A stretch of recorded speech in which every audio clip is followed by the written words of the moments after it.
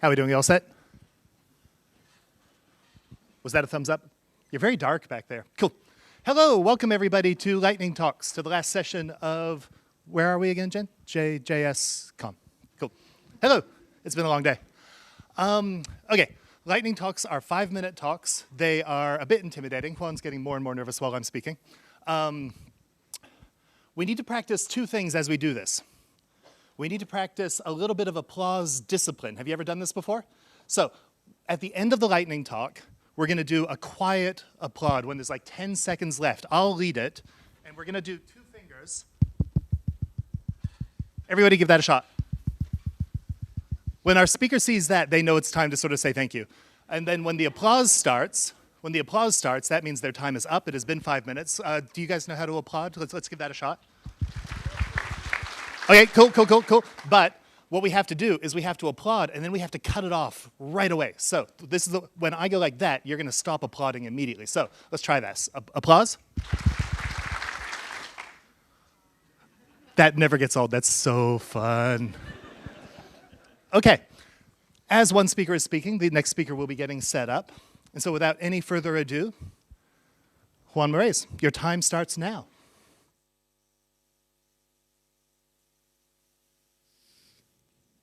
Hello. Can you hear me? Cool. Hey everybody, my name is Juan Morais, and today I'm going to talk to you about how I build my personal data-driven portfolio using Gatsby, GraphQL, and Netlify. Who am I? I'm a Panamanian software engineer. It means I come from Panama, aka Central America. I'm based in Wellington, New Zealand. I'm a developer at Shares at the moment, but I used to be a game developer. I don't know why I came here. I'm an artist and enthusiast. I love mountain biking, birds, and hiking. I'm going to talk about Gatsby as a front-end framework, GraphQL for local data and external APIs, Netlify for building and deploying your web app, and combining these to get your personal portfolio up and running. Gatsby in a nutshell, think of React and GraphQL. I'm going to explain what GraphQL is shortly, but I hope that you know what React is, JavaScript with some sauce. Gatsby claims to be a dynamic site generator. It's basically built through a distribution folder, and you can do cool stuff with it. It has lots of plugins, lots of libraries. I wanted to use it because I wanted to try a new technology, as Stevie Hayway say. GraphQL is a language for querying your external and local APIs. You create the model, and it does some pretty cool magic stuff for you, but let's explore it. In this case, feel free to judge. That's my project. I had a data folder with a projects.json file. As you can see on the right side, we have title and URL. Think of it as your columns of your database.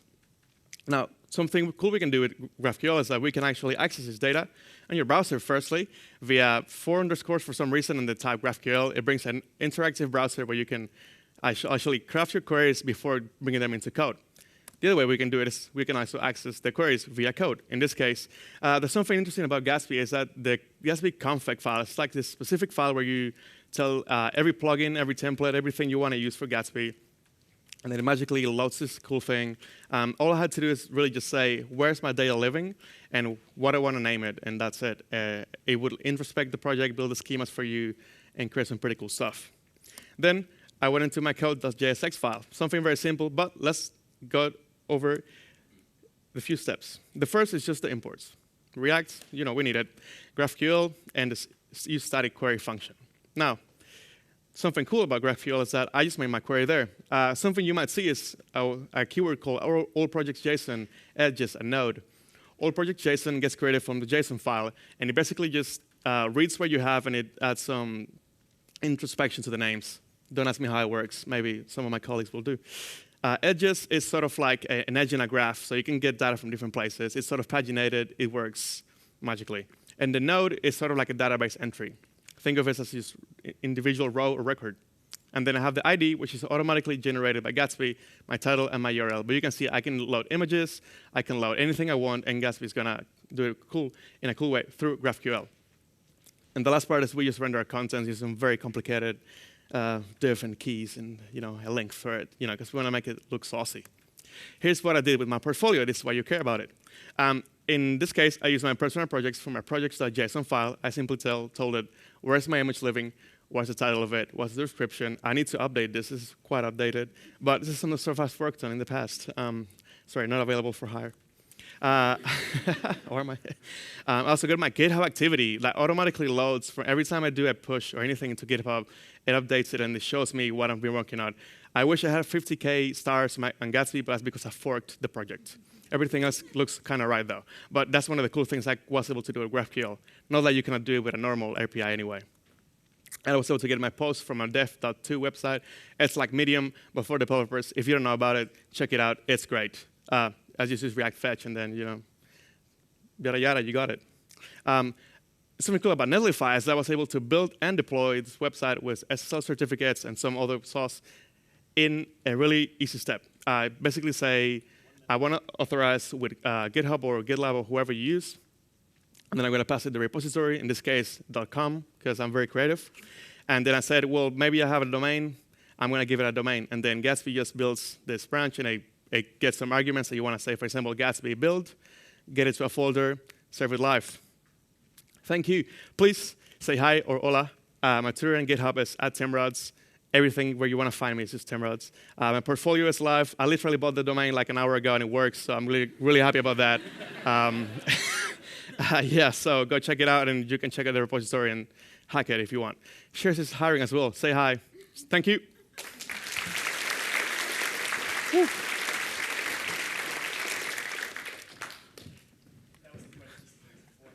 Oh, thank you. You got it.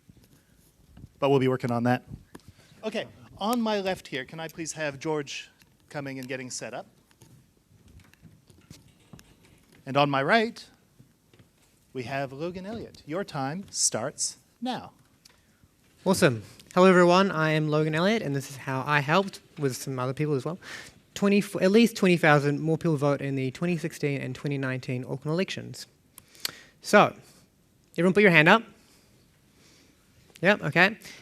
Please keep your hand up if you know who your mayor is. OK, that's already not good. If you know who your ward councillor is. Oh dear. Oh, this is going to be bad. Keep it up if you know any of your local board members. I'm surprised. That's good, I guess. Now, keep your hand up if you know whether any of these people's values on climate change, transport, housing, or te match your own values in the slightest. We have maybe 6-ish people, maybe 10. Okay, so sounds like there's a bit of a problem here, doesn't there? What's the first problem? Okay, who can I actually vote for? This is solved. Auckland Council and pretty much every other city has a solution. I mean, legally they have to, so it's good. You put your address in and they sell you. So, for example, if you live at 10 to 12 Ponce Road in Auckland, your local board is the Wairarapa local board and your ward is the Wairarapa and Gulf ward, okay? So nice and easy. So the second problem, what are the values and the policies of the people I can actually vote for? So if you go to that site, it just says X person, and that's it. You might get a booklet that says like a paragraph of some bullshit that you may or may not believe. That's up to you. This is also solved, actually. This was solved in 2013 by Generation Zero. I forgot to put zero, but that's OK. Generation Zero scorecards. So this is 2013 they did this. I think it was the first time. And so you can see here, this is for the Albert Eden Roskill ward. So you can see Kathy Casey and other people who aren't, Christine Fletcher. And they got a score. This is good. Now let's solve a problem. We've got to solve problems. What am I talking about? Wow. Like most things, people didn't actually know these completely two different things actually existed. So I solved that, because why can't we have both? So in 2016 and 2019, I built a website. 2016 was the first ever React website, so I'm not going to show that because it's probably bad. And this is also not good because I built it by myself in a week. But in 2019, I built a brand new React website to solve this problem of having both. So if we go to said website, you can put in your address, and it will load slowly because it is a bit old. There we go. Told you. And we can see that this is who I can actually vote for. I am in the Wairarapa and Gulf ward. My local board is Wairarapa. I can see these are the mayors I can vote for those people who didn't even know their mayor. Come on, guys. These are the councillors. So, Pippa Coombe is my councillor. And we can see that, this is about her. This is what she is in transport, urban reform, environment, all that good, juicy stuff. And so, yeah, I solved this problem by making it easy for people to know who they can vote for, among other things, So, model of the talk, vote. Know who you're voting for and why you were voting for them. Like people say stuff, but they don't really always follow up with that. They might say, "Oh, I love cycling," and then they might vote against it. You got to check, okay? And then finally, realize you can use this magical development power that you've seen in the last 2 days for good and help highlight these useful things for people, in the upcoming local body elections next year. And if you might want to help me update the site, then that would be helpful. Yeah, that's my talk. Thank you.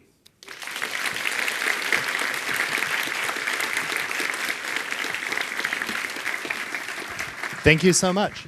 Hey, if you're watching this and you're sort of thinking to yourself, I wonder if I can do this lightning talk thing, give it a shot sometime. It's a hell of a lot of fun. All you have to do really is care about one thing.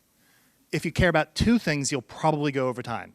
So stick to one, care about it, give it a shot sometime. It's a lot of fun. Okay, setting up over here, can we have Jamie on the stand getting set up? And now I'll hand you over to George. Your time starts now. Oh, great. Oh, is that microphone working? Yeah, cool. So this is actually a talk about 2 things, so we'll try and get through it quickly. So it's called Don't Trust Node.js to Keep a Secret, as well as getting hacked by npm install. My name's George Czabania. I'm a software dev at Run, my github.com/stayradiated, and I'm not a security expert. So how secure is Node.js? That's a great question. I don't know. It's probably pretty secure though, right? Like a lot of people using it in production to do stuff, but I think it's only as secure as the computer you're running it on. So Node.js keeps secrets. I've got a demo server here. This is just a simple Express server. It's, as far as I can tell, like 100% secure because we have this array of secrets. We push secrets to it. We never store these secrets on the disk. We never expose them anywhere else. It's only kept in memory. So it should be impossible to get these secrets out of Node.js. So I've got, I should probably run it first. So I've got this top secret vault. So we can put in a very special secret and lock it in the vault. So the secret's in the vault, and there's no way to get it out of Node. But I don't know how many people know about this, but you can right-click, inspect the element, and you've got this console. This is great on the front end, but you can also do something similar for Node on the back end. Normally, this requires running Node with the inspect argument when you start up, but if you've got the process already running, you can find it. You can find the ID of it. Here we have it's this one here. Send it a very special signal called seguser1. This turns on debug mode. If you can open Chrome, open up the Node inspector, and suddenly we're inside the Node process. So we can actually see what code is being executed inside Node. Got this index.js file here. Hopefully people can read that. And we've got we can see that secrets is there, so we can simply edit this to console log our secrets. If we save that, jump back over here, head back to the home page, there's our secret. So back to the talk, Node.js spills secrets. So yeah, don't trust Node.js to keep secrets. If anyone knows how to keep your encryption key safe, please let me know.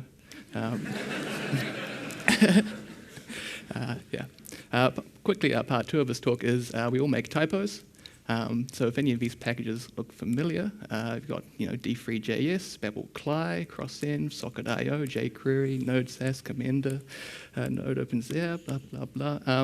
If you've installed any of these packages, you should immediately revoke and replace any credentials you might have had. These are all packages that are part of a tag called typo squatting on NPM, where people take legitimate packages, change the symbols or add node dash or .js on the end, and add malicious code in there. So you should be very careful when you run npm install and make sure that you're installing the real package. npm is actually pretty good at catching these, so they're normally taken down within a few hours, and they're replaced with a security holding package. So you can search for this on npm, sort by popularity, And you can see these packages called HTTP, Node.js. There's ones where like Commando with only one M, or Babel loader spelled incorrectly. And there's hundreds of these packages. So it's a very, very common technique. And so there's this GitHub repo called npm-zoo that sort of collects a couple of them, so you can actually have a look and see how they work behind the scenes and what techniques are using to infect your computer when you install them. So question, how do I say safe? I haven't figured that part out yet. There's a lot of things you could try doing, like triple check that you're installing the real package, avoid installing third-party dependencies, try npm audit, stop ignoring the GitHub security advisories. You could switch to Dino, or you could try an alternate npm client. There's this cool GitHub repo I found recently that just has a bunch of information about security on Node.js that's probably worth reading.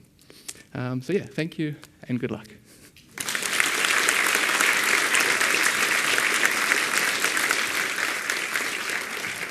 You were down to 11 seconds. That was perfect. Well done. Nice. Okay. Can I please have Gabrielle getting set up over here? And on my right, we have Jamie. Thank you very much. Your time starts now. Hello, my name is Jamie. I am an engineer at Xero, and this is my talk that I put together in 5 minutes today. So if there are any spelling mistakes or whatever, that's why. So I'm here to talk about soft skills. So before we begin, what are they? So let's get some understanding by comparing them to hard skills. So hard skills are qualifications, your typing speed, languages, whether you can use the command line, that sort of thing. Your soft skills, on the other hand, are teamwork, empathy, communication, listening. So hard skills are measurable, they're quantifiable, whereas soft skills are seen as something that is innate, that is part of your personality. So the problem with soft skills. First of all, that saying that something is innate or is part of your personality, it's not very helpful. There's this kind of conflation that if it can't be measured, it can't be learned, which is, of course, not true. The second problem is that these skills aren't valued as highly as hard skills are. So hard skills lead to promotions, whereas soft skills are seen as a nice to have. And the other issue with them, part of the problem may be because they are viewed as being innate, as being something that's part of your personality, rather than something that you've had to strive for. But all of these skills, communication, teamwork, can be learned. And another issue with them the not being valued is because they are often inherently linked to women-sensitized people who, again, it's not that they are innately better at these things, it's because they have been sensitized that way. They have learned, they have had to learn these things.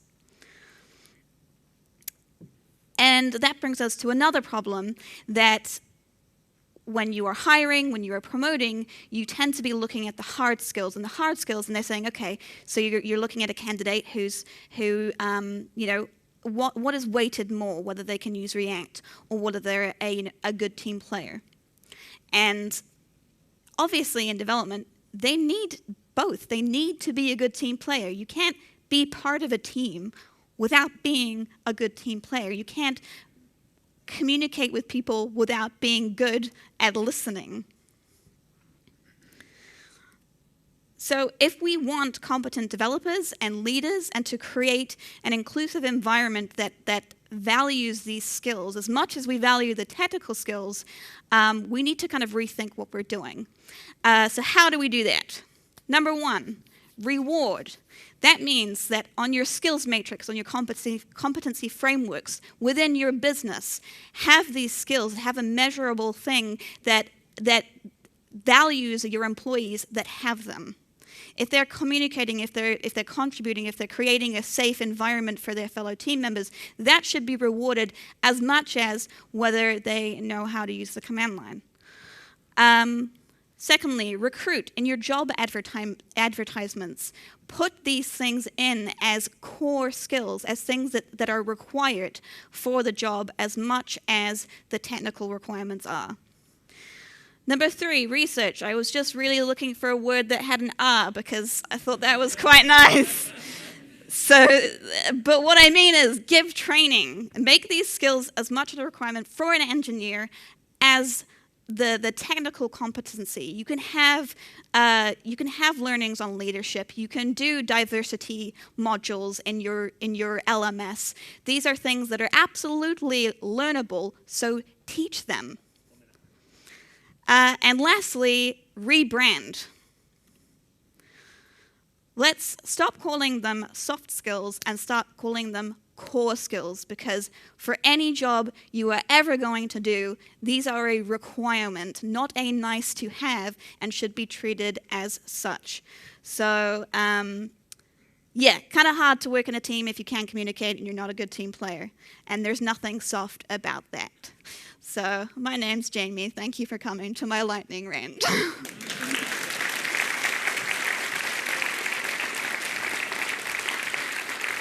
Thank you. I think we can honestly say that the lightning talks have all been spectacular so far. Can we get like an unrestricted, I won't even do the thing, an unrestricted round of applause for Jamie, George, Logan, and Juan. They've done an amazing job so far.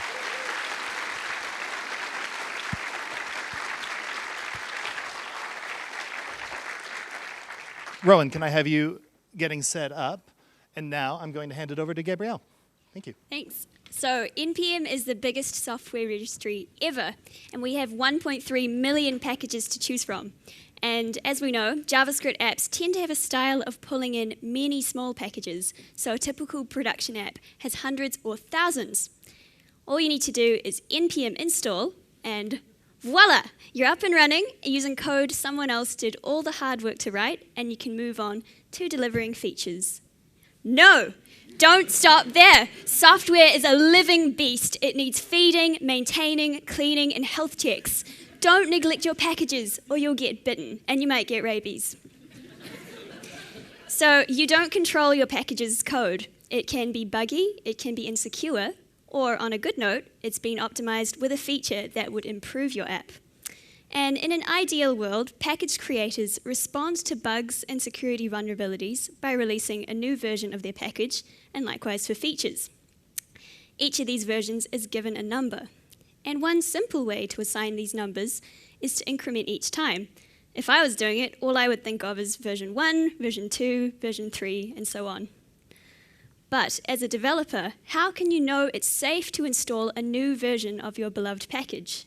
I'd be thinking, my app is working so well right now, I've got deadlines to meet, and maybe upgrading from version 2 to 3 would break everything. I just don't know.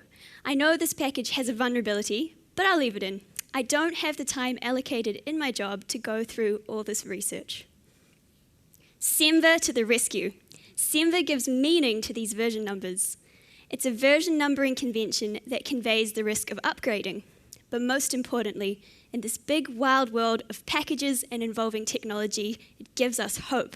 Hope to stay on top of updating our dependencies. So here's an example of a semver version number, 1.3.4.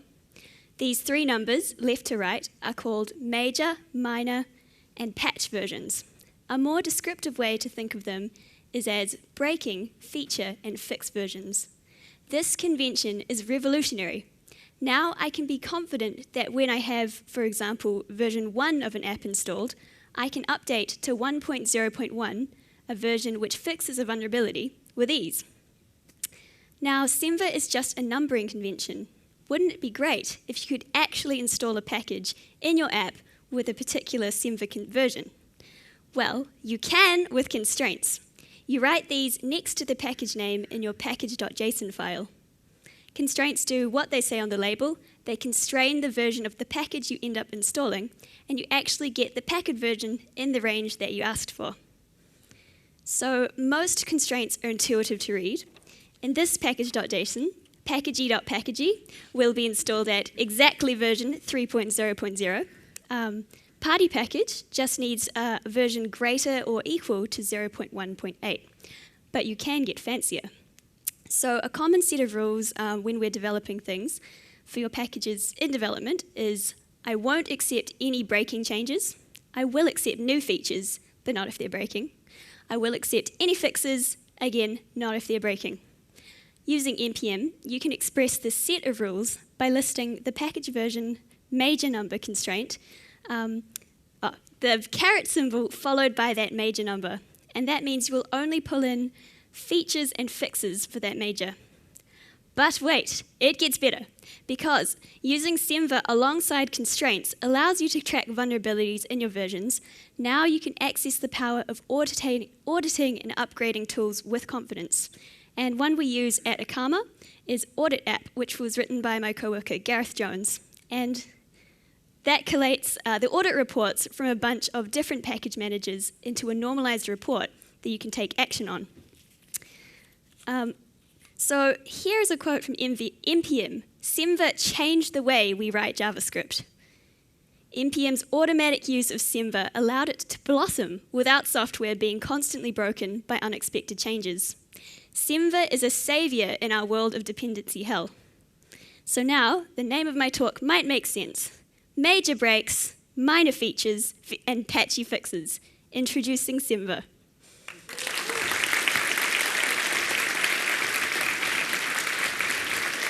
Thank you, Gabrielle. Someone in this room during that lightning talk must have run npm install rabies just to see what would happen, right? Well, how'd it go? Matt, can we have you? Cool. And coming up next, we have Rowan, who appears to be going slide free. No slides at all. Off you go. Good day, everyone. So my name's Rowan, and I'm here to talk a little bit about technical interviews that don't suck, or at least suck less, because they kind of always suck. And when I talk about technical interviews, I'm really talking here about the coding side of things, coding sessions. So I want to tell you what I think is important, and I come from the point of view of the person being interviewed, even though I hire a lot of people. So the first thing I do is I try and value the person's time who's being interviewed equal to my own. That means for every minute of time they give to me, I make sure I give it to them as well. I ask people what they know, and I only test them on that. It doesn't matter what my stack is. If I use TypeScript, but they don't know TypeScript, it's not going to help me to actually test them on TypeScript. If I need it, then as soon as I've asked that question, I know we can't go any further. I give options. It's really important to let your developers have options when they're doing a coding exercise or interview. If you just have one type of exercise, maybe it's talking to an API, that might only be 10%, 5% of the job. But if they can't do that one thing, you'll never know about the other 90% of the job that they could do great. So giving options and letting them choose what's going to suit them and work for them is important. Don't try and trip people up. People get stressed, people freak out, people get worried, and they don't perform their best. That's not real life. That's not what's going to happen when they're working in your environment. They're going to be able to ask for help. They're going to be able to spend time to do it correctly. If you just trip them up, they're not going to get anywhere. It's not going to teach you anything. Make it about the real world and their real work. What are they actually going to be doing? If they're not going to be doing things with the tests, maybe you want to have tests, but you actually don't do tests in your workplace, making them write tests for the coding exercise isn't going to help them in the real world, and it's not going to test if they can do what you need them to do. Take time. It's really hard to know whether someone's going to be compatible with your workplace and how good they are just from an hour or 2 or 3. It can take weeks. So take as much time as possible. And you can do this because you're willing to give your time to someone. If you're giving one-to-one, you're not wasting their time and they're not wasting yours, and you're making considered decisions on who you're giving these technical interviews to. In reality, we don't code in isolation. So making someone do a test that's isolated, they can't Google, they can't talk to people, it's not real world. It's not going to show you what it's like when they're actually working with you. And finally, give detailed feedback.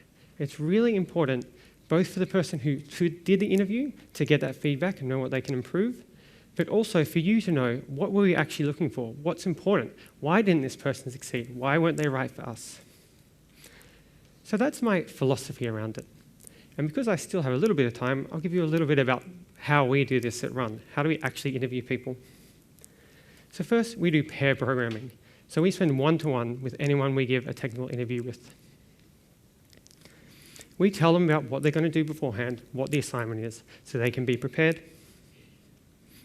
We confirm their skills and what they're comfortable with. If they know React, but they only use class components, we won't use hooks in the test. It's irrelevant. It's not important to actually knowing what they can do. We build something real, starting from a base that's pre-made. As I said, we pair program. The interviewee is the driver, but we're there to watch, help, and make sure that they can succeed. We solve problems together. When someone gets stuck, we talk about the problem, we work together to solve it, we look it up together. It's not me just testing what they can and can't do. It's just like we're working together. We'll work to solve a problem. We have many features to choose from when we're building our application. We let them choose if they want to do something on the API, whether they want to refactor something, whether they want to do security or testing. We have lots of options for them to choose from, and they can pick and choose what they feel like doing next. And we focus on being a safe environment where mistakes are fine. They're encouraged. We want you to ask questions. We want you to Google. We want to talk about the problems you face when you're trying to do this. And at the end, we look at the ability of both the person completing the code and how they work together with whoever they're paired programming with. For us, this has been really successful, not just from our point of view, but the feedback we get from the people who've done our interviews is how much they got out of it and how much they learnt. So I hope you can take that away and bring it back to your companies and say, what can we do to make coding exercises and technical interviews better for the person taking them?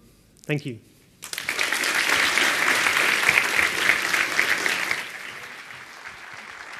Spectacular. Thank you so much, Rowan. Okay, Chris, can I have you setting up on, is that stage right or stage left? Over there. Stage right. Stage right. It's the right as you're standing on the stage. Then who are you and why are you here on stage left? My name is Matt. Cool. I'll just leave you here then. Your time starts now. Picture this.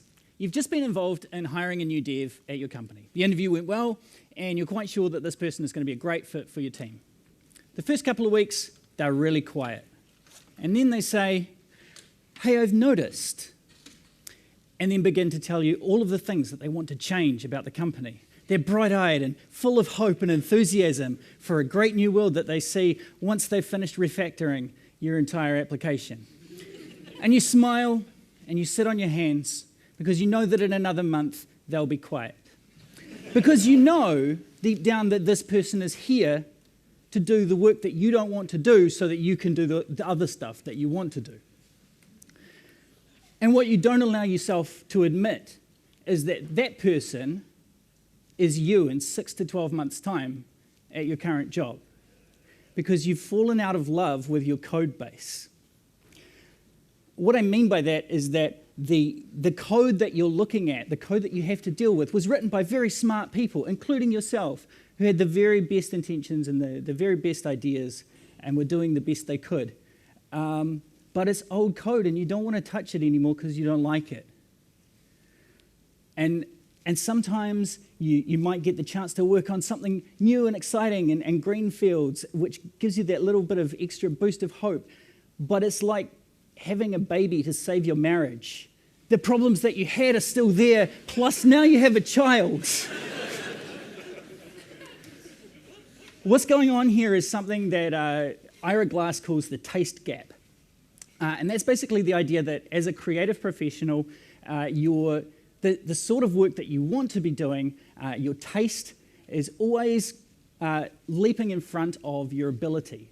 The sort of work you want to produce is always just beyond your grasp because you have to follow it with your ability, which is lagging slightly behind. But the thing with most creative professions, like if you're Beethoven and you want to be writing Symphony No. 9, you don't have to provide tech support for Symphony No. 5.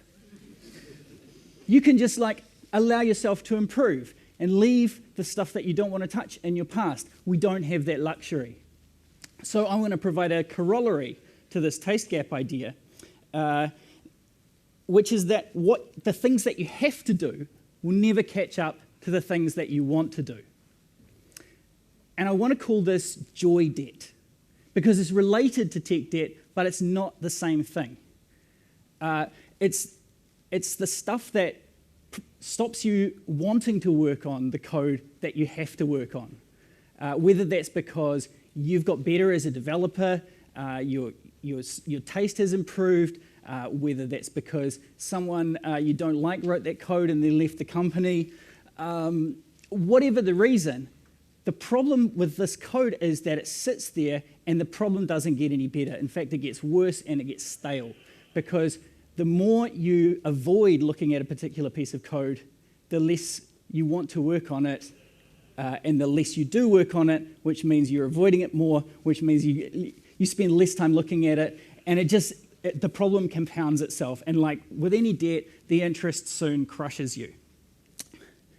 And I've got some bad news. You thought it was hard to get your product manager to agree to give you time to work on tech debt? Try telling them that you want to work on this bit of code because it doesn't bring you joy anymore. And even worse than that, I'm not here with a solution. I can't tell you how to fix this problem because it's an inherent part of the human psyche. But what I can do is I can give this a name. And hopefully by giving this a name, which we all know is the hardest part of computer science, we can start to think about it. And by starting to think about it, we can start to talk about it, and we can start to normalize this idea that it's okay to not like your old code, but you have to do something about it, otherwise you're only going to hate it more. And if you want to come and solve this problem and talk about it with me, Optimal Workshop is currently hiring. We have some great positions on our tech experience team. Come and talk to me or tweet me there. That's it. But remember, joy debt. Talk about it and make it a thing. Thank you.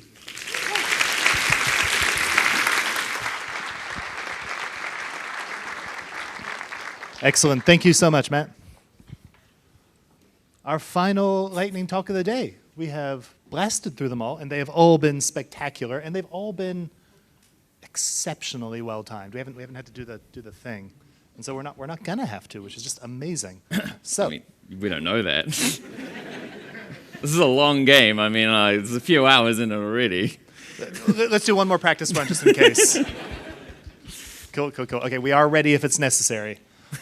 Go for it, Chris. Go. Hi, I'm Chris. I'm an analytics engineer over at Automatic.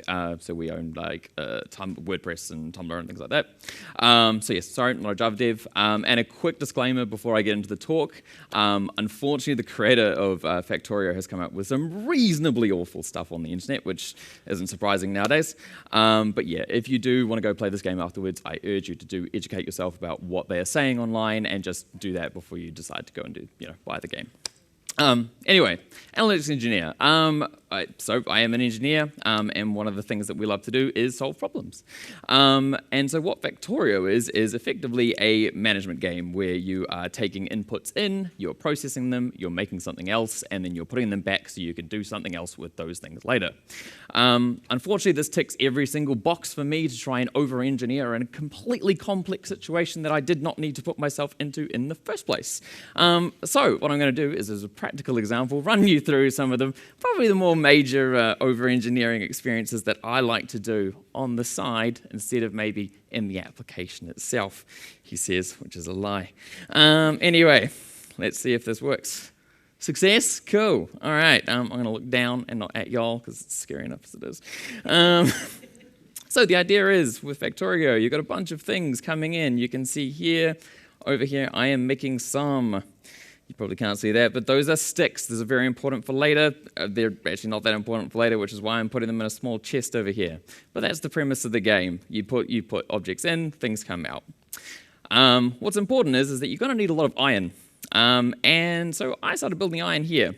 And of course I was like, oh, well, I'll probably need more iron, and probably more. And I was like, well, maybe I should just build the biggest area possible for my processing of iron. And this is how I ended up with this large empty space over here, which is great, but also deeply impractical at this point in the game. As you can see, I've decided that was also necessary for copper as well. So what I've got here is a really good example of why you don't really need the biggest server you possibly can have. The one that is working for your application and how much processing time it's using at the time is really good. So don't build and don't put things in bigger than is necessary. The other really important thing that you need is you need to build these walls. The walls are very important, and they will come up later because, no, things have stopped attacking me, that's very good. You need stone for your walls. And so I've got this lovely little belt here coming in with the stone. You can see here is the stone. Now what I've decided is, of course, this looks very similar to a main bus, if you've seen that sort of thing before, because I was like, oh, I can't remember whether I'll need stone later. So what I'll do is I'll keep stone going. As you can see, my main bus is growing quite big at this point. And realistically, having never gotten further on in the game, I don't know whether I'll need stone again, but just in case, I have put stone there. If you don't need it, decommission it. Get rid of it. I should really have realistically gotten rid of this ages ago.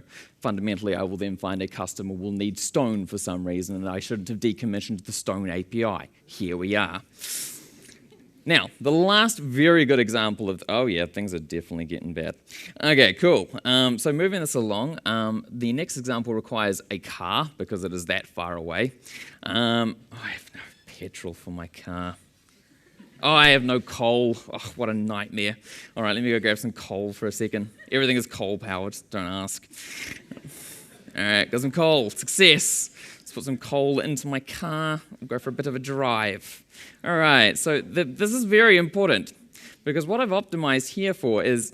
so there's rocks in the way. Awful. Cool. No, you can't drive through trees for some reason. Cars are more powerful than trees. So way over here, on the way side of here, is uranium. Now, I know I don't need uranium right now, but eventually I will need uranium. Never actually gotten to that point in the game, probably because I keep trying to get uranium before I need it. Don't future-proof if you don't need it. Build for what you're building. And that's really important because the smaller that you can keep it, the more simple that your system is, the less surface area that you have to look after. The problem with my over-engineered experience over here is that the surface area of my attacks, and that is bugs or intruders or anyone getting into my system, is about this big.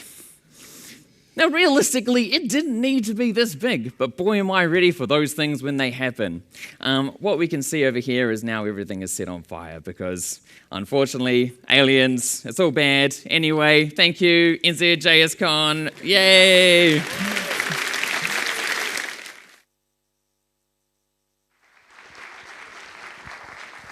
Thank you so much. Who has a joy-debt relationship with Factorio? A couple of you. That was all of our lightning talks. Can you please join me in thanking Chris and Matt and Rowan and Gabrielle and again, George and Jamie and Logan and Juan. All of them were spectacular. Thank you.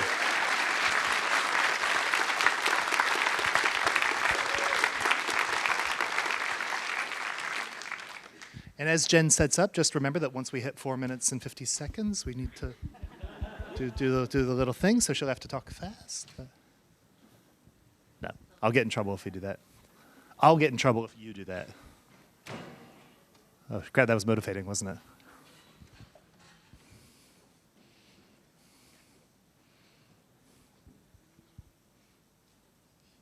Have you all had a good time? Those of you who traveled from out of town to Wellington for the first in-person conference, possibly in a while, are you glad we rolled out the weather for you?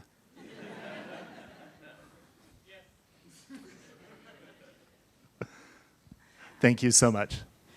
Thank you very much, Tom, for padding for me there. It's always a little bit nerve-wracking when you have to use your touchpad to move something onto the other monitor. Well, here we are. I confess I wrote these slides at lunchtime, but that's just being a consummate professional and not over-optimizing. Thank you all so much for coming. That's pretty much a wrap. So all that's left for me to do is thank some people, because we really couldn't have done this conference without a whole bunch of folks. So we're just going to take a few minutes to be thankful for the experience that we've had and for the people that have helped us to have that experience. And first of all, I'm not sure if it's not quite clear to you, but actually the conference here is got kind of a parent organisation, which is JavaScript New Zealand Incorporated. Sounds fancy schmancy. It just means there's a few of us that are spending our free time trying to keep this thing going and trying to make JavaScript in New Zealand a welcoming and inclusive space. And to that effect, we've got a Slack channel. If you're not on it, go check out the site at javascript.org.nz. Join the community. It's real friendly, nice place to get help with things. We'll even help you with your coding problems if you ask nicely. Okay, our sponsors. I'm not kidding when I say that the ticket prices for this event would be absolutely exorbitant without the financial assistance and all the other kinds of assistance that comes from our sponsors. So it really does behoove me to take the time and to thank them properly. So Catalyst, Xero, Media Suite, Sharesies, and special thanks to Sharesies for giving me some time to work on the conference as well. Action Step and Raygun are our gold sponsors for the event. Can we please give them a really big round of applause for making the event possible?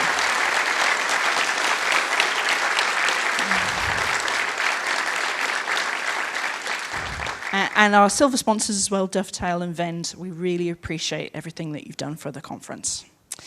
And we're all here today in a lovely building with each other together, thanks to the venue and all of the venue staff, Venues Wellington, Northwest Group have been super fantastic. Thank you so much for all of your help. The caterers have kept us all fed and watered, which is very important for blood sugar levels and keeping everybody nice and happy, which is really important. So thank you to them. And, I mean, why are we here? It's nice to talk to each other, to reconnect, but really, you know, the thing that I always get asked when people are considering, oh, should I buy a ticket, is, have you got the schedule up yet, Jen? And the reason that people ask me that is because you're here to see the talks. And there would be no talks without our fabulous speakers. So please, a round of applause for every single one of our speakers who've done a magnificent job.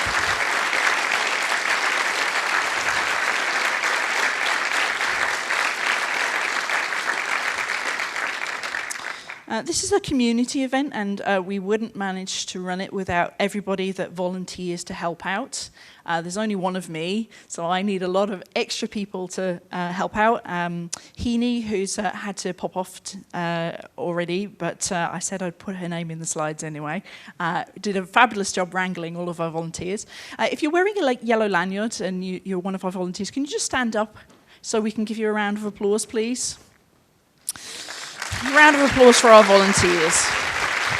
Thank you so much for all of your efforts. And it's a little bit of a little-known secret, but I have slowly been getting on the Twitter bandwagon to post some tweets and things and pop it on the Slack channel. But we have actually been live streaming the whole of the last 2 days. And if there are any talks and any tracks that you missed, you'll be able to pop onto YouTube and watch them later, actually in a very short amount of time, due to the incredible efforts of our amazing video team. A particular shout out to Julia for being on the ground and helping all of our volunteers stay organised. And a special thanks to our remote, incredible organiser of all of the AV, Ryan from Next Day Video, who's been stuck in Melbourne due to the travel bubble pause, but still has done an absolutely fantastic job with keeping everything here running. So a massive round of applause for all of our video team.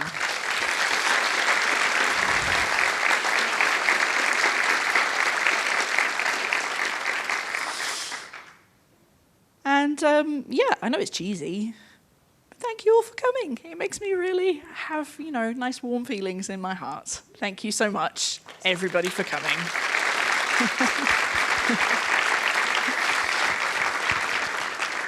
One moment, Jen, there is one other thing.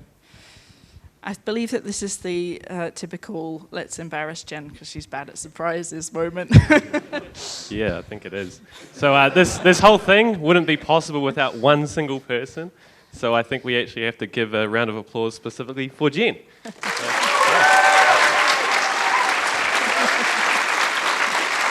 Thank you.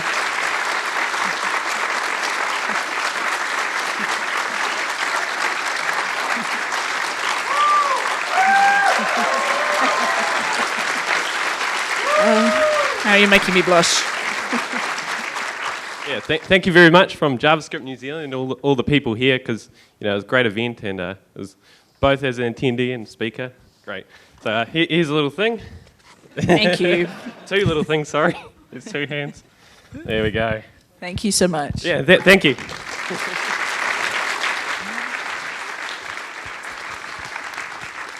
All right. Well, I do like to keep things nice and efficient, and we're finishing 10 minutes before time, so you're getting a whole extra 10 minutes of your day back. But my last final message for you is, please keep the conversations that you've started here at the conference going. Keep talking to each other. Say hi to some of the new people that you met online, and I hope that you all have a fabulous evening, and in fact, a fabulous rest of your year as well. Thank you so much for coming to NZ.js Con, and take care.